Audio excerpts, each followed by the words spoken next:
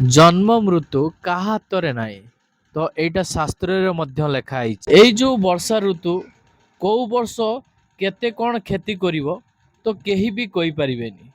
ତ ଯୋଉ ସାଇଣ୍ଟିଷ୍ଟ ମାନେ ରହିଛନ୍ତି, ସାଇଣ୍ଟିଷ୍ଟ ମାନେ ତ କହୁଛନ୍ତି ଯେ ବର୍ଷା ହବ ଯୋଗୁ ବନ୍ୟା ହବ, କିନ୍ତୁ ସଠିକ କଥା ଏପର୍ଯ୍ୟନ୍ତ କେହି ବି କହିପାରୁନାହାନ୍ତି। ତ ସବୁଠାରୁ ବେଶୀ କ୍ଷତି ଯଦି ଆମେ ବର୍ଷା ସିଜନରେ ଦେଖିବା, ତାହା ଚାଷୀମାନଙ୍କର ହିଁ ହେଉଛି। ଚାଷୀମାନେ ଯେଉଁ ଅକ୍ଳାନ୍ତ ପରିଶ୍ରମ କରି ଚାଷବାସ କରୁଛନ୍ତି, ବର୍ଷା ଯୋଗୁଁ ସେମାନଙ୍କର ଫସଲ ବେଶୀ ପ୍ରଭାବିତ ହେଉଛି। ତ ସରକାରଙ୍କ ତରଫରୁ ଚାଷୀମାନଙ୍କ ପାଇଁ ଏବେ ବଡ଼ ଘୋଷଣା ଜାରି କରାଯାଇଛି। ଆପଣମାନେ ସୋସିଆଲ ମିଡ଼ିଆରେ ଦେଖିଥିବେ, ସ୍ୱୟଂ ମୁଖ୍ୟମନ୍ତ୍ରୀ ବୁଲେଟରେ ବସିକି ବନ୍ୟା ଅଞ୍ଚଳ ପରିଦର୍ଶନ କରିଥିଲେ। ତ ସେଥିପାଇଁ ସରକାରଙ୍କ ତରଫରୁ ଏବେ ଚାଷୀମାନଙ୍କୁ କ୍ଷତିପୂରଣ ମିଳିବା ପାଇଁ ଯାଉଛି। ତ ଆପଣମାନଙ୍କୁ କେତେ କ୍ଷତିପୂରଣ ମିଳିବା ପାଇଁ ଯାଉଛି? ତ ଏହି କ୍ଷତିପୂରଣ ପାଇବା ପାଇଁ ଆପଣମାନଙ୍କୁ କ'ଣ ସବୁ କରିବା ପାଇଁ ପଡ଼ିବ? କେଉଁ ସବୁ କାଗଜପତ୍ର ଆପଣମାନଙ୍କର ଆବଶ୍ୟକତା ପଡ଼ିବ? ତ ଏଇ ଭିଡ଼ିଓ ମାଧ୍ୟମରେ ମୁଁ ଆପଣମାନଙ୍କୁ ସବୁ କିଛି ବିସ୍ତାର ରୂପେ ଜଣାଇବି। ସେଥିପାଇଁ ଆପଣମାନେ ଭିଡ଼ିଓଟିକୁ ବିନା ସ୍କିପ୍ରେ ଶେଷ ପର୍ଯ୍ୟନ୍ତ ଦେଖନ୍ତୁ, ଯାହାଫଳରେ ଆପଣମାନେ ଡିଟେଲ୍ସ ଇନଫର୍ମେସନ୍ ପାଇପାରିବେ। ଭିଡ଼ିଓଟିକୁ ଆରମ୍ଭ କରିବା ପୂର୍ବରୁ ଆପଣ ସମସ୍ତଙ୍କୁ କହି ରଖିବି, ଚ୍ୟାନେଲରେ ଯଦି ପ୍ରଥମ କରି ଆପଣମାନେ ଭିଡ଼ିଓଟିକୁ ଦେଖୁଛନ୍ତି, ଏପର୍ଯ୍ୟନ୍ତ ଚ୍ୟାନେଲକୁ ସବସ୍କ୍ରାଇବ୍ କରିନାହାନ୍ତି, ଚ୍ୟାନେଲକୁ ସବସ୍କ୍ରାଇବ୍ କରିଦିଅନ୍ତୁ, ଭିଡ଼ିଓକୁ ଗୋଟେ ଲାଇକ୍ କରିଦିଅନ୍ତୁ, କାରଣ ଆପଣ ସଠିକ ସୂଚନାଟି ସର୍ବପ୍ରଥମେ ଏହି ଚ୍ୟାନେଲରୁ ହିଁ ପାଇପାରିବେ। ସର୍ବପ୍ରଥମେ ଆପଣମାନେ ଏ ନୋଟିସ୍ ଉପରେ ଥରେ ନଜର ପକାନ୍ତୁ, ଯାହା ରାଜ୍ୟ ସରକାରଙ୍କ ତରଫରୁ ରହିଛି। ଏଥିରେ ସୂଚିତ କରାଯାଇଛି, ବନ୍ୟା ପ୍ରଭାବିତଙ୍କ ପାଇଁ ମୁଖ୍ୟମନ୍ତ୍ରୀଙ୍କ 1000 କୋଟି ଟଙ୍କାର 10 ସୂତ୍ରୀ ସ୍ୱତନ୍ତ୍ର ପ୍ୟାକେଜ ଘୋଷଣା। ତ ଏକ ନମ୍ବରରେ ମୁଁ ଆପଣମାନଙ୍କୁ ଜଣାଇବା ପାଇଁ ଚାହିଁବି, ବନ୍ୟା ପ୍ରଭାବିତ ଚାଷୀଙ୍କୁ ସରକାରଙ୍କ ପକ୍ଷରୁ ଇନପୁଟ୍ ସବସିଡି ପ୍ରଦାନ କରାଯିବ। ତ ଦେଖନ୍ତୁ, ଯେଉଁ ଅଞ୍ଚଳ ଗୁଡ଼ିକ ବନ୍ୟା ପ୍ରଭାବିତ ହୋଇଛି, ତ ସେଠାକାର ଚାଷୀମାନଙ୍କର ଯେଉଁ ଫସଲ ଗୁଡ଼ିକ କ୍ଷୟକ୍ଷତି ହେଇଛି, ତ ସେମାନଙ୍କୁ ଇନପୁଟ୍ ସବସିଡି ରାଜ୍ୟ ସରକାରଙ୍କ ତରଫରୁ ମିଳିବା ପାଇଁ ଯାଉଛି। 2 ନମ୍ବର ସୂତ୍ରଟି ହେଲା 33% କିମ୍ବା ତାଠାରୁ ଅଧିକ ଫସଲ କ୍ଷତି ହୋଇଥିବା କ୍ଷୁଦ୍ର ଓ ନାମମାତ୍ରା ଚାଷୀଙ୍କୁ ଅଣଜଳସେଚିତ ଅଞ୍ଚଳରେ ହେକ୍ଟର ପିଛା 8500 ଟଙ୍କା ପ୍ରଦାନ କରାଯିବ। ଦେଖନ୍ତୁ, 33%ରୁ ଅଧିକ ଫସଲ କ୍ଷତି ହେଇଥିଲେ କ୍ଷୁଦ୍ର ନାମମାତ୍ରା ଚାଷୀଙ୍କୁ ସରକାର ଅଣଜଳସେଚିତ ଅଞ୍ଚଳ ଗୁଡ଼ିକକୁ ହେକ୍ଟର ପିଛା ସରକାର 8500 ଟଙ୍କା ଦେବା ପାଇଁ ଯାଉଛନ୍ତି। ଅଣଜଳସେଚିତ ଅଞ୍ଚଳ କହିବାକୁ ଗଲେ ଯେଉଁ ଅଞ୍ଚଳ ଗୁଡ଼ିକରେ ଜଳସେଚନର ବ୍ୟବସ୍ଥା ନଥାଏ। ତାପରେ 3 ନମ୍ବର ସୂତ୍ରଟି ହେଲା, ଜଳସେଚିତ ଅଞ୍ଚଳରେ ଏହି ସହାୟତା ହେକ୍ଟର ପିଛା 70,000 ଟଙ୍କା ପ୍ରଦାନ କରାଯିବ। ଦେଖନ୍ତୁ, ଯେଉଁ ଅଞ୍ଚଳ ଗୁଡ଼ିକରେ ଜଳସେଚନର ବ୍ୟବସ୍ଥା ରହିଛି, ତ ସେଠି ଯଦି ଫସଲ କ୍ଷୟକ୍ଷତି ହେଇଥିବ, ତ କ୍ଷୁଦ୍ର ଓ ନାମମାତ୍ରା ଚାଷୀଙ୍କୁ 70,000 ଟଙ୍କା ରାଜ୍ୟ ସରକାରଙ୍କ ତରଫରୁ ମିଳିବା ପାଇଁ ଯାଉଛି।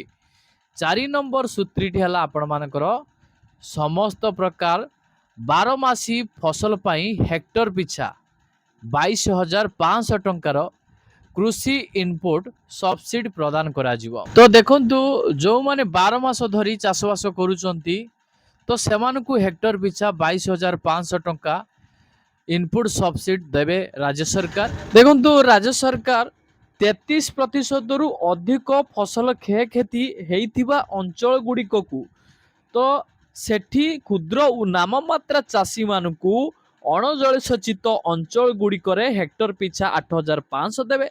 ଦ୍ୱିତୀୟତଃ, ଜଳସେଚିତ ଅଞ୍ଚଳ ଗୁଡ଼ିକରେ ହେକ୍ଟର ପିଛା କ୍ଷୟକ୍ଷତି ବାବଦକୁ 70,000 ଟଙ୍କା ରାଜ୍ୟ ସରକାର ଦେବେ। ଯେଉଁମାନେ 12 ମାସ ଧରି ଚାଷବାସ କରୁଛନ୍ତି, ସେମାନଙ୍କୁ ହେକ୍ଟର ପିଛା 22,500 ଟଙ୍କା ସରକାର ଦେବା ପାଇଁ ଯାଉଛନ୍ତି। ତ ଆପଣମାନେ ମନେ ରଖନ୍ତୁ, 33%ରୁ ଅଧିକ ଆପଣମାନଙ୍କର ଫସଲ ଗୁଡ଼ିକ କ୍ଷୟକ୍ଷତି ହେଇଥିବା ଦରକାର। ତେବେ ଆପଣମାନଙ୍କୁ 8,500, 17,000, 22,500 ଟଙ୍କା ଆପଣମାନଙ୍କୁ ମିଳିବା ପାଇଁ ଯାଉଛି। ତ ଅଞ୍ଚଳ ଅନୁସାରେ କ୍ରାଇଟେରିଆ ମଧ୍ୟ ଡିସାଇଡ୍ କରିଛନ୍ତି ରାଜ୍ୟ ସରକାର। ତାପରେ ଆପଣମାନଙ୍କର 5 ନମ୍ବର ସୂତ୍ରଟି ହେଲା, କ୍ଷତିଗ୍ରସ୍ତ ଚାଷୀଙ୍କୁ ବିଭିନ୍ନ ପ୍ରକାର ଧାନ ଓ ଅଣଧାନ ବିହନ କିଣିବା ପାଇଁ ଆର୍ଥିକ ସହାୟତା ଡିବିଡି ମାଧ୍ୟମରେ ପ୍ରଦାନ କରାଯିବ। ଯେଉଁ ଚାଷୀମାନଙ୍କର କ୍ଷୟକ୍ଷତି ହେବ, ତ କ୍ଷୟକ୍ଷତି କହିବାକୁ ଗଲେ 33%ରୁ ଅଧିକ କ୍ଷୟକ୍ଷତି ହେଇଛି, ତ ସେହି ଚାଷୀମାନଙ୍କୁ ଧାନ ଅଣଧାନ ବିହନ କିଣିବା ପାଇଁ ଆର୍ଥିକ ସହାୟତା ଆକାରରେ ଆପଣମାନଙ୍କୁ ସରକାର ଟଙ୍କା ଦେବେ। ଟଙ୍କା କେମିତି ଆପଣମାନଙ୍କୁ ଦେବେ? ଆପଣମାନଙ୍କୁ ଡିବିଡି ମାଧ୍ୟମରେ ଟଙ୍କା ଦେବେ। ଆପଣମାନଙ୍କର ବ୍ୟାଙ୍କ ଆକାଉଣ୍ଟରେ ଯେମିତି ଡିବିଟି ସକ୍ରିୟ ରହିଥିବା ନିହାତି ଜରୁରୀ। ଡିବିଟି ସକ୍ରିୟ ରଖିବା ପାଇଁ ଆପଣମାନଙ୍କର ଆଧାର କାର୍ଡ ସହିତ ବ୍ୟାଙ୍କ ଆକାଉଣ୍ଟଟିକୁ ସଂଯୋଗ କଲା ପରେ ଆପଣମାନେ ଡିବିଟିକୁ ସକ୍ରିୟ କରିପାରିବେ।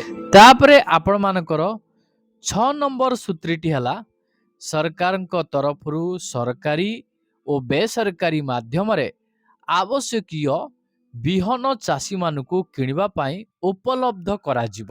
ଦେଖନ୍ତୁ, ଚାଷୀମାନଙ୍କୁ ବିହନ ସଫିସିଏଣ୍ଟ ମିଳେ ନାହିଁ, ତ ଏବେ ସରକାରୀ ବେସରକାରୀ ମାଧ୍ୟମରେ ଆବଶ୍ୟକ ବିହନ ଚାଷୀମାନଙ୍କୁ କିଣିବା ପାଇଁ ଉପଲବ୍ଧ କରାଯିବ।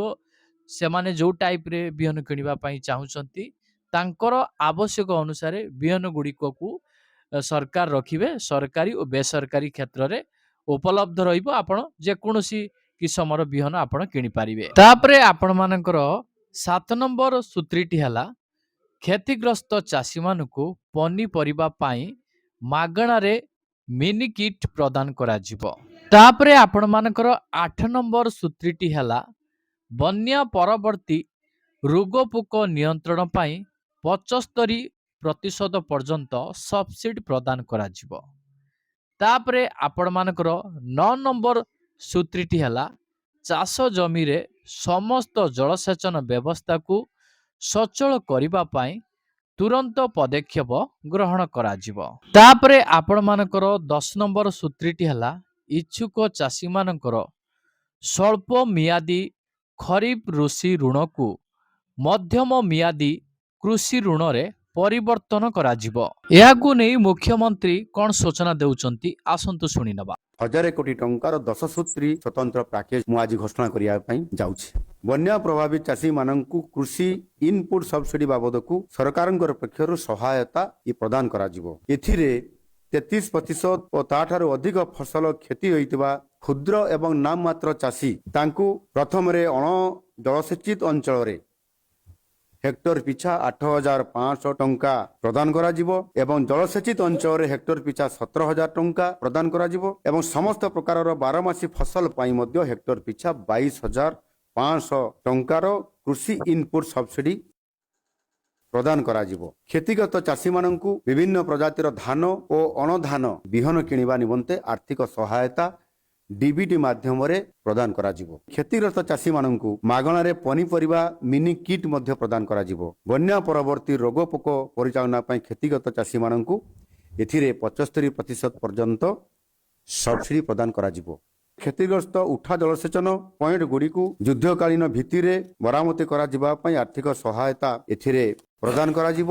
ପ୍ରାଣୀ ସମ୍ପଦ କ୍ଷତିର ଭରଣା ପାଇଁ ଆର୍ଥିକ ସହାୟତା ପ୍ରଦାନ କରାଯିବ। ଏହା ବ୍ୟତୀତ ନଷ୍ଟ ହୋଇଯାଇଥିବା ଡଙ୍ଗା, ଜାଲ, ପୋଖରୀ ଇତ୍ୟାଦି ପାଇଁ ମଧ୍ୟ ଆର୍ଥିକ ସହାୟତା ପ୍ରଦାନ କରାଯିବ। ଇଚ୍ଛୁକ ଚାଷୀଙ୍କର ସ୍ୱଳ୍ପ ମିଆଦୀ ଖରିଫ କୃଷି ଋଣକୁ ମଧ୍ୟ ମଧ୍ୟମ ଅବଧି କୃଷି ଋଣରେ ପରିଣତ କରାଯିବ।